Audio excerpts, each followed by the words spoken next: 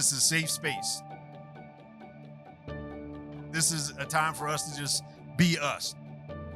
And you don't have to be anti anything to be pro men, pro healthy masculinity. And that's what this is all about. So this is our first ever, what we're calling the M.E.N Summit. And we came up with an acronym for M.E.N, so Masculine Empowerment Network. We're trying to tap into that inner hero and like the gentleman, the hero, and the warrior. Now that was more little boy stuff, right? When we're 6, 8, 10, 12. And so it's like trying to revive that when you're 30 or 40 or 50 or 60. Now, one of the things I like to do is create this distinction in what I call holding someone capable. And what that means is that rather than kind of pointing the finger and I'm going to hold you accountable, what you're doing is you're holding them capable. You see greatness in them and you make sure they know it and you hold them to that standard.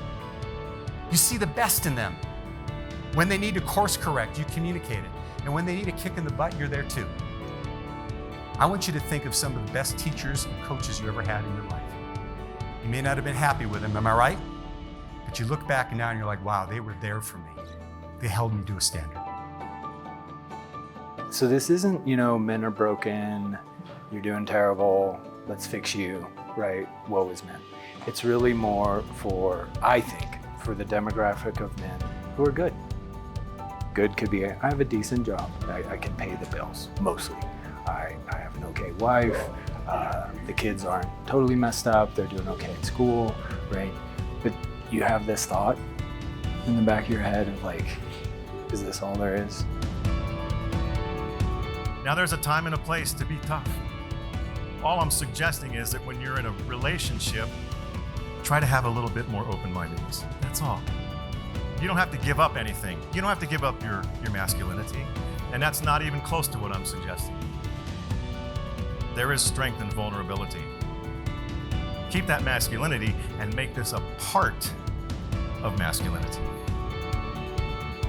I don't want any man to buy into what I call the kind of phony baloney BS that's out there right now on social media, that like in 2 hours or 20 minutes or 2 weeks, you're gonna rewrite 20 years of your life. No, it doesn't work like that. But if in these 8 hours, or something said by someone or a handshake for somebody that day is the spark, the catalyst that people are like, whoa, I gotta do something. I don't know what to do, but I gotta do something. Then the second half of the coin, you roll it over, is action. What are you prepared to do with your newfound awareness? And then we're gonna try and give you a roadmap. Hey, tap into our community, come to our next event, reach out to the guy next to you that you met, whose phone number you got. When we walk out of these doors after spending this time together, will there be any difference in our community?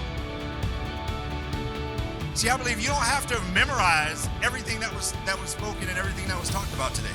But what we do have to do as men is come together. Men need men.